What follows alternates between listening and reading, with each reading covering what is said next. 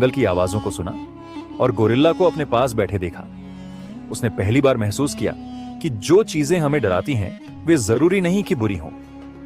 जंगल की पहली रात बिताने के बाद राधा ने सुबह की ठंडी हवा महसूस की। सूरज की हल्की किरणें पेड़ों के बीच से छनकर आ रही थीं। राधा ने देखा कि गोरिल्ला अभी भी पास ही बैठा हुआ था, मानो उसकी सुरक्षा कर रहा हो। तुम सच में मुझे नुकसान नहीं पहुंचाओगे, है ना? राधा ने मुस्कुराते हुए कहा। गोरिल्ला ने उसकी तरफ देखा, फिर पास के पेड़ से एक फल तोड़कर उसकी ओर बढ़ा दिया। यह उसका पहली बार राधा को कुछ देने का इशारा था। राधा ने फल लिया और खाया। शायद हम दोस्त बन सकते हैं, राधा ने कहा। यह उसका पहली बार राधा को कुछ देने का इशारा था। राधा ने फल लिया और खाया। शायद हम दोस्त बन सकते हैं, राधा ने कहा। राधा ने गोरिल्ला को ध्यान से देखा। उसकी चाल, उसके हाव भाव और उसकी आंखों में एक अजीब सी मासूमियत थी।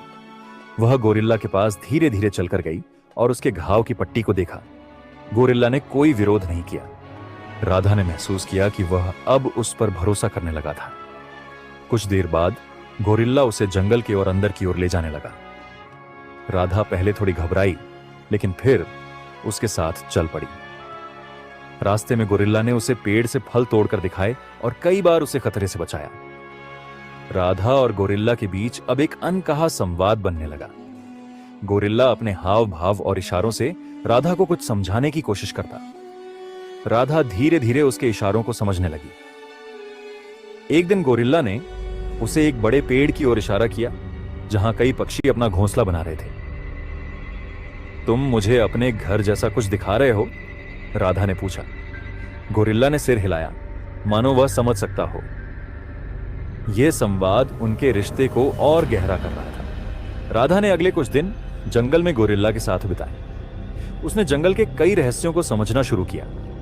उसने देखा कि गोरिल्ला कैसे जंगल के दूसरे जानवरों के साथ रहता है। गोरिल्ला ने उसे उन जगहों से बचाया जहां सांप या अन्य खतरनाक जानवर थे। गोरिल्ला ने राधा को जंगल के फल और जड़ी बूटियां दिखाईं जो खाने लायक थीं।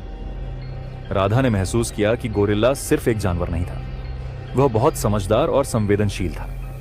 जंगल में बिताए दिनों के दौरान राधा को अपने गांव की याद आने लगी। उसे एहसास हुआ कि वह बहुत दूर आ चुकी है और गांव वाले अब तक उसे ढूंढ रहे होंगे। मुझे वापस जाना चाहिए, उसने एक दिन गोरिल्ला से कहा। गोरिल्ला ने उसकी ओर देखा, जैसे वह उसकी बात समझ रहा हो। राधा ने महसूस किया कि गोरिल्ला उसे रोकना नहीं चाहता, लेकिन वह उसे छोड़ने को तैयार भी नहीं था। राधा ने अगले दिन गांव लौटने का फैसला किया।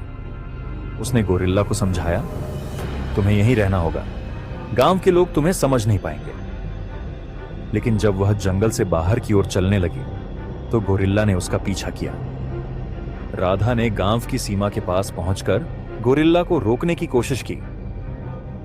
तुम्हें यहीं रुकना होगा, अगर गांव वालों ने तुम्हें देखा तो वे डर जाएंगे। गोरिल्ला ने उसकी ओर देखा, मानो वह उसे समझ रहा हो।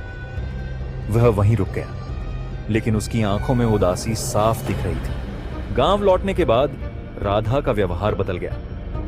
वह अक्सर अकेली जंगल की ओर देखती रहती, किसी से ज्यादा बात नहीं करती। गांव वाले इस बदलाव को नोटिस करने लगे।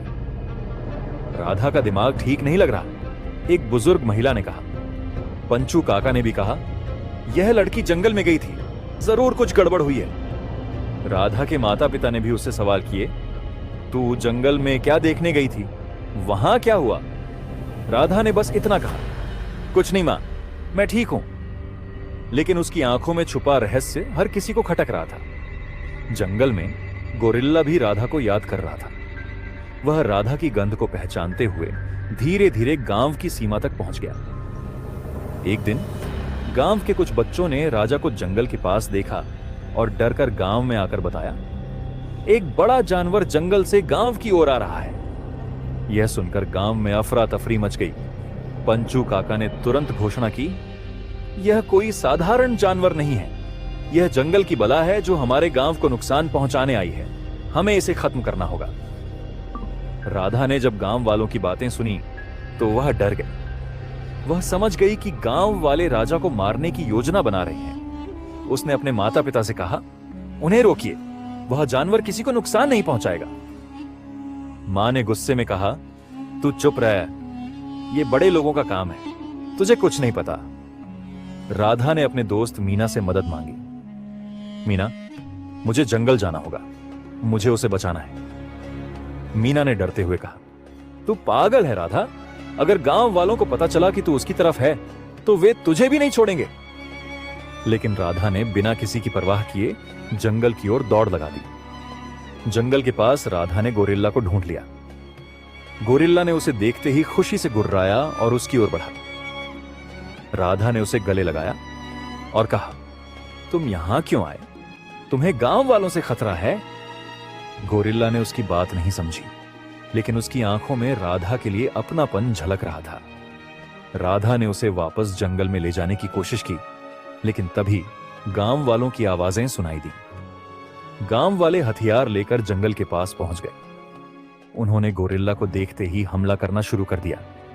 गोरिल्ला ने खुद को बचाने के लिए भागने की कोशिश की, लेकिन वह ज्यादा दूर नहीं जा सका।